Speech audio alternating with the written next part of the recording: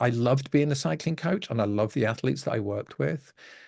However, I wasn't having a big enough impact on people's well-being, leadership, and just, humanity in general. And I thought there was another way that I could do that. And that's what led me into this coaching where I work with startup founders who are having impact in the world, and I'm supporting them in being the best version of themselves. Martians landed. Yes. Wearing Prada suits. Yes. Drinking Henry Seltzer. Yes. Chewing juicy fruit. Yes, and? Your branding here. Yes, brand. Your message here. Yes, and? A verse about Yes. your product here. Yes. I'm Hirsch Redman. Yes, and? I'm a message therapist. Yes. And I have a podcast. Yes, brand. That's right, that's it. Yes. We'll help you fix the world. Yes. Or your bottom line. All right. Your bottom line. Get it. I get it. Welcome to the Yes Brand Podcast.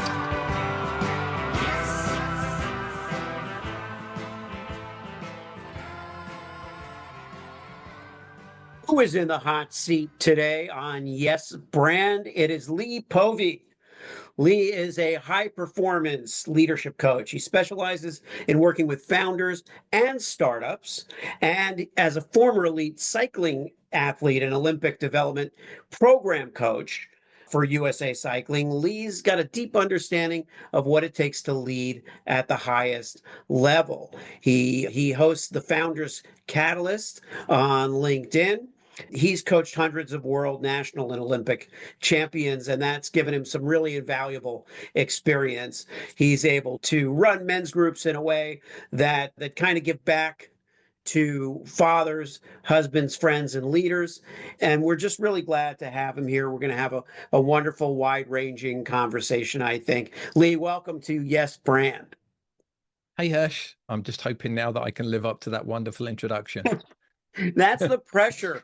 That's the pressure that we live under. But I think that you have enough experience with high performance and enough experience with kind of getting started and figuring out how best to perform that I think we're going to do fine.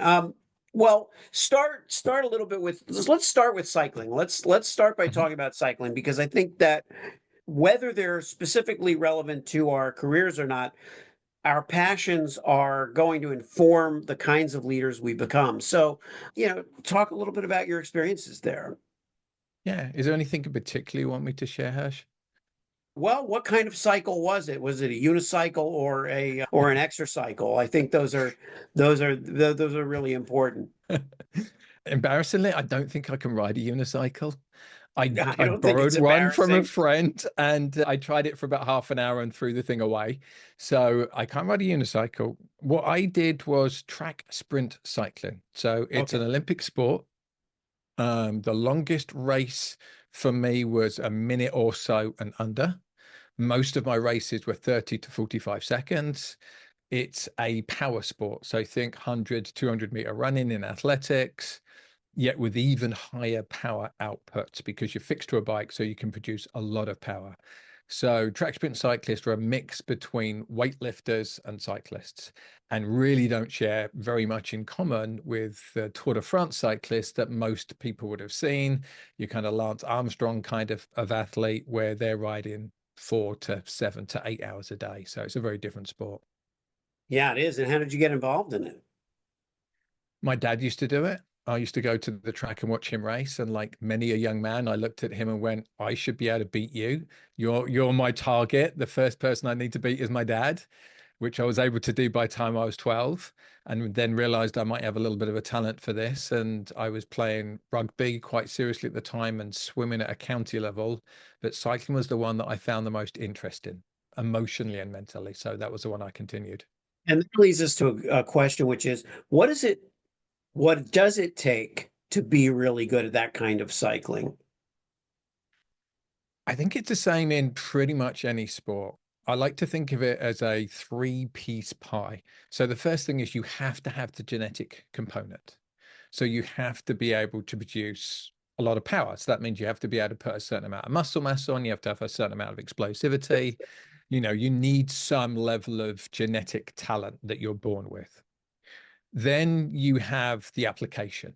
So do you have the right mindset to be able to train hard enough to push yourself to progress far enough?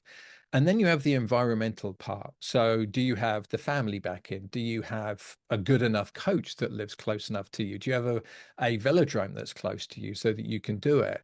You know, this, in my experience, there's people with enormous talent walking around everywhere in the world, but they don't get to experience things where their talent could necessarily be expressed. So there's a huge element of luck. Do you live in the right location to be able to try this particular sport or any sport really? And do you live somewhere where you have the right background? In America, we don't fund Olympic sports. So track sprint cyclists in America haven't done very well in the last 20 or so years because we're not funding the sport in the same way that Great Britain is, or Germany is, or Australia is, or the Netherlands are. Yeah, we don't hear a lot about that sport, and it's interesting that to kind of compare the cultural differences, and see how we're kind of missing out a little bit on that. But what made you want to bring this to your work, and what kind of led you to this career choice? Yeah, thanks. Great question. I have a little bit of a different background from most sports coaches. So I was an entrepreneur first. I worked in a large real estate business. So going back even slightly further, I'm quite strongly dyslexic. So the typical school model didn't work well for me. I was repeatedly told I was gifted, but lazy. And anybody that knows me knows I'm not a lazy person. However, just the way I learnt was different from other children. So the traditional, university school model didn't work very well for me, unfortunately. So I did what most bright people do that don't have a career to go to. They go into sales. So I went into sales, worked for a large real estate company, did that for 6 years. And then I thought, why am I doing this for somebody else when I could do it for myself? So at I think I was 25, 26. I opened my own real estate business. I did that for a further 6 years. And then I could see the property crash of 2008 coming. And I didn't love being a real estate agent. I loved challenging myself, but I didn't actually love the job. So I could see that there was going to be a period of downturn and it was going to be difficult, and I didn't want to be in that. So I sold my real estate business. I'd been coaching some young, good amateur cyclists for fun and to give back to the sport. And I started to race seriously again myself, won the national championships. And then people kept saying to me, Lee, will you coach me? Okay, I think this is going to be a business. So I moved into full-time cycling coaching. Did that for nearly 15 years.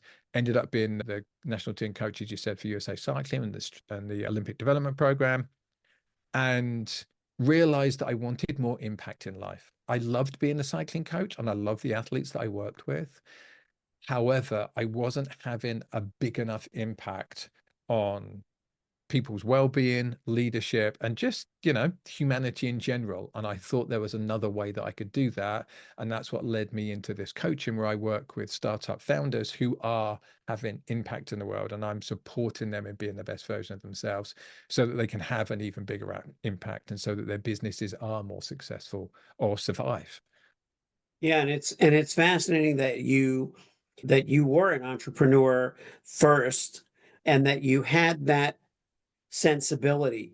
Entrepreneurial endeavors are not for everyone. It isn't surprising, though, when we see professional athletes, entertainers, and so forth thrive in the entrepreneurial space, because in many ways what they're doing is entrepreneurial. They're on their own to a certain extent. They're seeking sponsorship, or they're seeking support, and in many cases coaching from someone else, but their goals are not to be in the 9 to 5 space within a very prescribed system.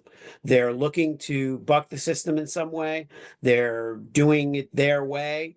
And so it makes sense that someone would come from sport to entrepreneurial ventures. What kinds of people are you coming across these days when we talk about startup founders?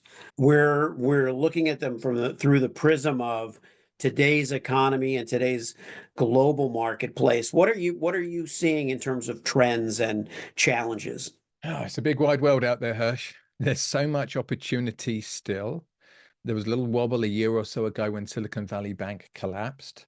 I lost 2/3 of my business, and I luckily built it back up and then gone a bit further.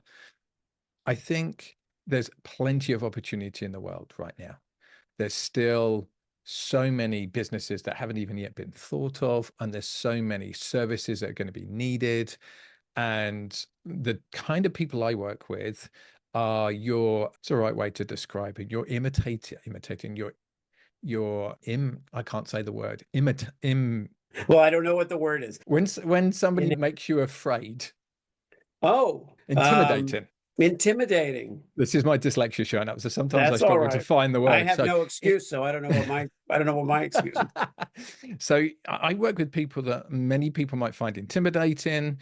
They're typically very bright, possibly on the neurodiverse scale, and they see the world faster than other people see it. They see the opportunities before other people see it, and they typically can do any role in their company as well, if not better than anybody else can. And my job is to work with those people and get them to understand how to work with other people. So how to lead, what leadership means, how you bring people with you, how you do that in a way that creates a thriving culture rather than a culture of fear, and also how they get to enjoy it. I was working with one of my founders last year, and we had a pivotal session where at the end of the session, he said, I've had a big reframe here.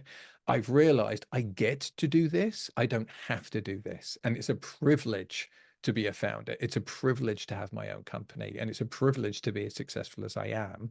And he was relating to it like everything was a problem to be solved, instead of to enjoy the journey and what he was learning and what he was experiencing, and the life choices that he got to make that very few people get to make because of the position that he was in.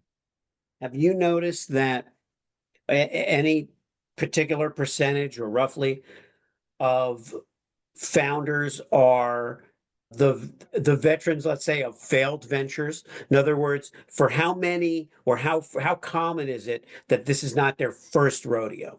Pretty much everybody that I work with. I don't think there's anybody that hasn't failed in some way that's really going to make it, because you learn so much from those failures. I've started 5 different companies now. I've sold 3 of them, and 1 of them completely failed. So that's the experience that everybody has to go through on some level. And that failure can be anything. It could be they failed in a passion that they had and it didn't work out. They failed in a sport that they wanted to do at a high level and it didn't work out. And anybody that's going to be a founder, and I know that you know this well, there's a level of resilience. And this is, people may ask, well, why do you come from a sporting background? Why would I want you to coach me?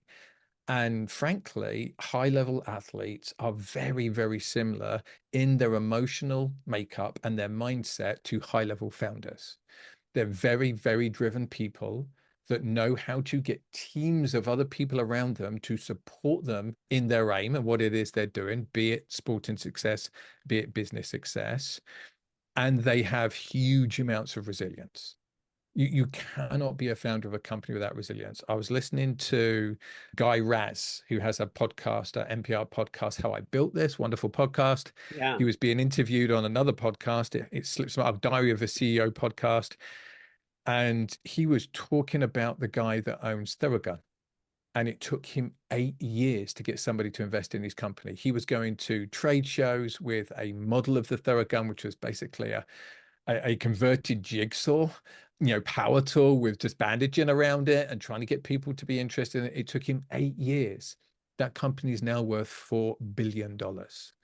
So you have to have a high level of resilience and determination. Yeah. Yeah. And one of the things that I do like, having been in advertising, entertainment building, in entertainment business, and also in entrepreneurism, is that the success stories in entertainment and often in sports are fewer and farther between. They're all relying on a confluence of fortunate circumstances. Like you say, there could be any number of reasons why something succeeds or fails, and so much of it is sticking with it. But if you're a singer, let's say, or you're a cyclist, and that particular thing that you're dedicating so much of your time and life to doesn't work out, it may be harder to start something different and say, oh, well, I'll try softball then, or I'll try dancing instead of singing. Whereas in business, you can say, well, this venture didn't work. Here's what I learned. I know this didn't work, but I could try. Here's another idea. You know, we know of people who had 10 failures, and then the 11th one hit, and then that was the $300 million baby. And the difference was that one succeeded, you know? So what has your take been on business versus sport? Yeah. I might reframe that a little bit, Hirsch. Sure. In my experience, most successful sports people have tried multiple sports. Mhm. And Okay. there's pretty good evidence that they have been multi-sport athletes, and then they eventually gravitate towards a sport that suits them the best. And when we look at usually the most gifted athletes, they've tried a bunch of different sports to do that. So I think it's fairly similar. The big difference is the multitude of avenues available to you as an entrepreneur and business owner. It's unlimited. There's only so many types of sport, and track sprint cycling or athletic running, they're fairly similar, and you might try both of them if you're more of a power athlete, or you might do Olympic lifting. You're likely to have tried a cluster of things around your genetic ability. When it comes to entrepreneurship, there's less guidance, there's less support, there's less ways of finding where your talent is. However, there's much more opportunity. It's just vast.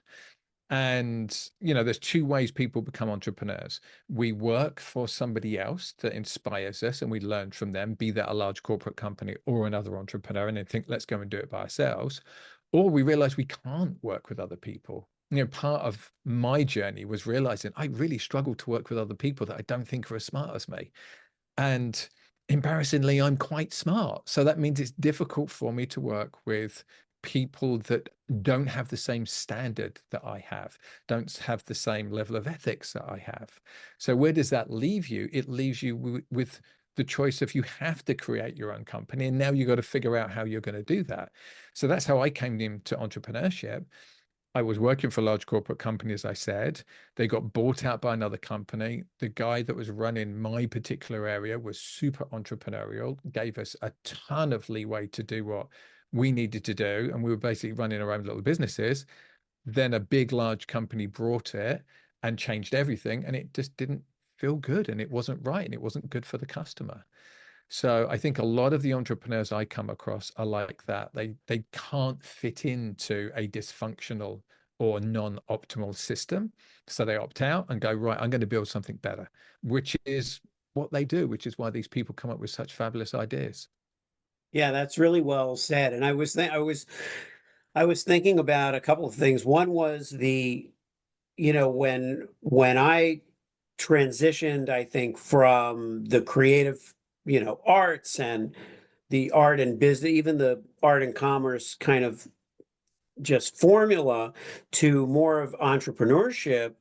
I did go from a place where, let's say, as a stand-up comedian or a screenwriter, it was very specific because it was about what are the talents that I brought to those specific roles. Even in screenwriting, what genre was my strongest? So it was even a subcategory in stand up. What's your persona, and what kind of and is it? Do you work clean, or do you work?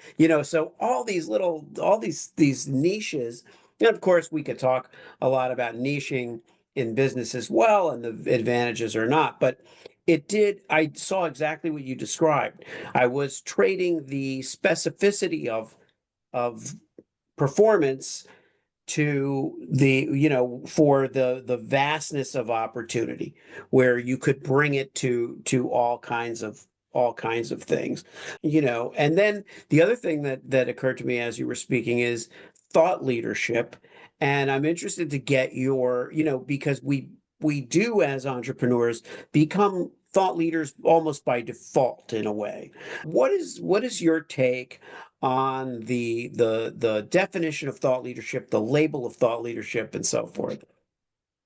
Oh man, what a great question. Let's see if we can get ourselves into trouble here, Hirsch. I think a lot of people that think they're thought leaders are not thought leaders. I think they are a little on the egotistical scale, and they like talking about things and they like having their voice heard. And, I share that with a pinch of salt that me and you are talking about things here. And, I am pretending to be an expert on leadership.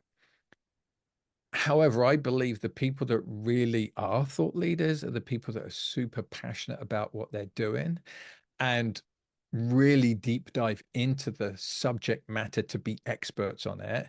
And the thought leadership is a byproduct of it. So I don't go on podcasts because I think it's going to get me more business. I go on podcasts because I really genuinely want to learn and I want to talk more about the things that interest me so that I can understand them better. And I found if I have to go and explain something on a podcast, I really need to know it. So I think we've got a bit of a battle at the moment in social media, podcasts, of people that are very charismatic and entertaining, but don't really understand what they're talking about, and then true experts. And it's a bit of a societal battle that we're going to have to figure out at some point is how do you pick the experts as to how do you pick the entertaining people? And I think there's a place for the entertaining people. I just wish they wouldn't pretend to be experts on things they're not experts on. And Yeah. there's also a belief that you have to be an expert on everything. I had a compliment from a friend the other day, and I really think this is one of the best compliments I've ever had. He said, what he likes about me is I don't talk about things I don't understand. I only want to talk about things that I'm really an expert on. And if you ask me a question on something that I wasn't an expert on, I'd say, I can't talk to you about that. I don't have knowledge there or the breadth of knowledge that I would need to talk about it in a way that's going to help somebody. Yeah, I love that. I love that, Lee. I agree with you on all of these points. The way I see it is that a thought leader suggests often, and I don't think it's necessarily correct, innovation or disruption or something like that. It can, Yeah. of course, but by definition, what it really means is you're leading. You're leading in a certain area of thought. It doesn't mean no one else has a similar thought or no one Yeah. else has this, but what do you have? Expertise. And so I will say when because I consider myself as someone who likes to work with thought leaders, but I do make it clear that I feel what it really comes down to is they have expertise. That makes them a leader in this area. In order to be a leader, a great military leader, a great leader of a company, you need to be an expert in that field. And so, if you're going to be a thought leader, you need to be an expert in the area that you're professing to lead on. But I think it's much more rare to have people who have innovated new ways of doing things in a certain area, which means they're leading in the very thought of that topic and the very movement. So in the end, it's all nomenclature. It doesn't really matter, right? It doesn't matter what we say about who we are and what we do. Yes, that can provide some clarity, but I think, along the lines of what you're saying, it's not up to us what we say we are. It's going to be up to the other people who, validate or invalidate what we're putting out there. But knowing our stuff is really the kind of the crux of it. I want to touch on this and kind of maybe bring it all to a head with this. Your men's groups. Tell us a little bit about that and where that started. Yeah. Thank you. The simplest way to describe it, Hirsch, is I didn't have a very good father. So my dad was what you might call, what might be labeled toxic masculinity, a term I particularly dislike. I would label it immature masculinity. So he was like a little boy. Everything was about him. Now we would clinically diagnose him as a sociopathic narcissist. He really could only care about himself. He didn't have the ability to care about anybody else. So he was a womanizer, cheat, a liar, all of the kind of negative traits of humanity mixed with this very boyhood way of looking at the world. So he's trying to be the hero, so everybody liked him. And that was my example of a man. So I knew at a reasonably early age I didn't want to be like him. However, I didn't know what I wanted to be like. There wasn't a role model that I could look at and go, okay, this is the path. And while I was grappling with that, a friend of mine recommended I see a therapist. I started working with this therapist, and he said, I think you'd really enjoy being in a men's group. And as a, young male in the UK, which doesn't have a high lot of young men doing therapy, I was like, why the hell would I be in a men's group? That sounds weird and gay. And no, I don't want to do that. So I resisted him for a good 6 months or so. And then I met another friend of his who was a really nice guy. And he said, look, just come and try one night. And I went and was immediately blown away. It was like, this is what I'm looking for. So it was just a community of normal men that got together and talked about what was going on for them and helped each other with, mainly just listening, but also some support, some feedback, and some story sharing. And I left there feeling a lot less alone and a lot more understood and a lot more seen. And I had some really good examples of what it meant to be a man. Most of these guys were older than me. I was in my early 20s at this point. So I had these wonderful examples of what it meant to be a man and caring and loving. And I really resonated with that version of manliness. Bearing in mind, I was an elite sportsman. I was boxing at this point in the off season to keep myself fit. I'd played rugby. I was doing track sprint cycling, a sport where you're doing 45, 50 mile an hour behind motorbikes, just wearing Lycra. I was a bloke's bloke. And yet I really felt that I fitted in with this, and it was not how I thought it was going to be. So I did these men's groups myself for a decade or so, maybe a little bit longer. Then I moved to America and I tried to find some groups here and couldn't find any that were as good as the group I had back in the UK. So I made my own. So I started my own group. I started it for me and my friends. And then all my friends said, you should be doing this for other men too. So then I started leading and facilitating groups for other men. And I also teach other men how to lead and facilitate groups as well. And I'm in discussions with friends now to make it a much bigger movement, because I see a lot of young, disenfranchised men that don't really know how to be a man. And the media portrayal of it, the Andrew Tates of this world are not giving a good impression for what it's really meant to be as a young man. It's all very flashy. It's all about money and success. And that's actually not what brings us happiness. Like to go right back to something you were saying earlier, people in my world are successful because they have something that they're super passionate about and they're super interested in. And the financial success is a byproduct of them being experts in something and having something that they are super passionate about. And the people that I see that are just trying to be wealthy almost invariably fail. Yeah, that's why, for number one, that I see a real through line between the men's group and the concept of what that can be, and the coaching and leadership, especially as pertains to men. And then it's one of the troubling things that I noticed in this week's election in the US. One of the things that I personally thought was troubling was the messaging that seemed so effective with young men. The Joe Rogan, Andrew Tate, some of these guys that are comedians they're comedians. I mean, but they're influencers, and their audiences were, I think, very instrumental in getting that young vote out. The problem is, what are they being taught about masculinity and about manhood and about the way to treat other people and women and so forth? What are those lessons? And that's why I think it's so important because when you think about, naturally, my mind goes to coaches, right? Who are the coaches that the young men are looking up to as entrepreneurs, and what do they think is important and is success? And then you think of the jets and you think of the Lamborghini and the guy standing in front of the car and all of that, and you think that's what is being sold to a lot of young people as success.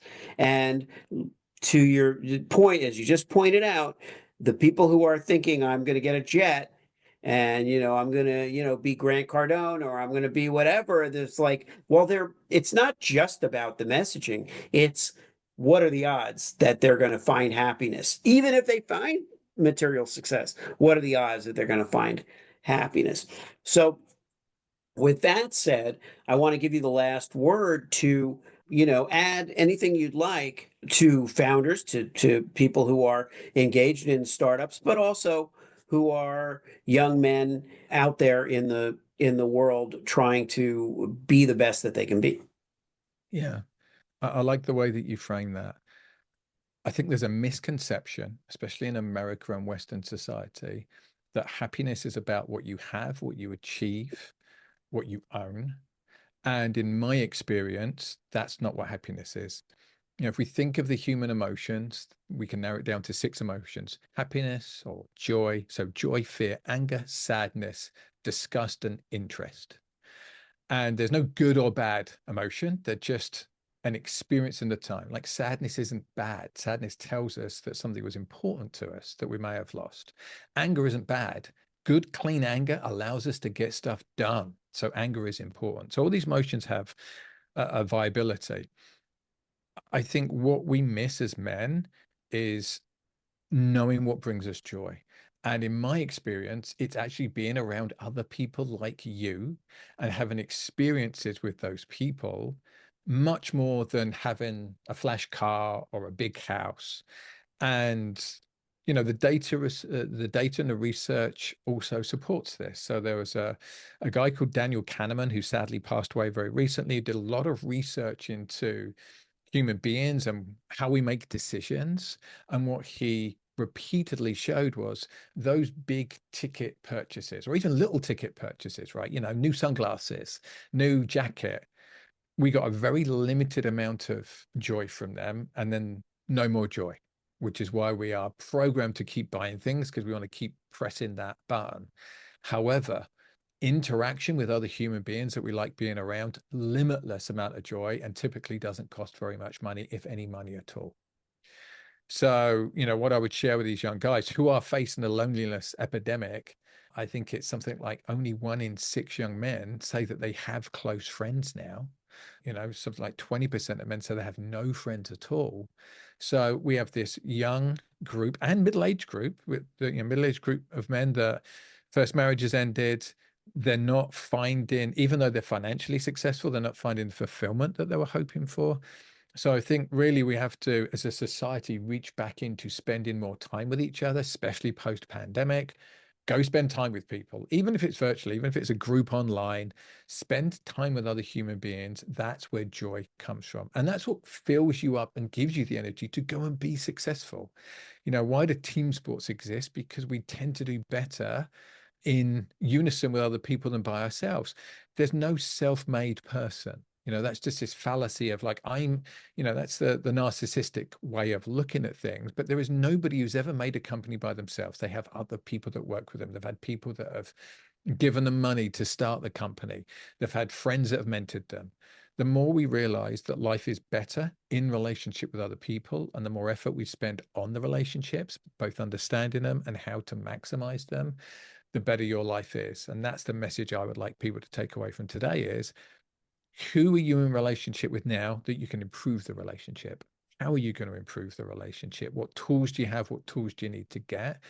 How can you spend more time focusing on those relationships to enrich you so that you can achieve the things that you want to achieve, and doing it with other people?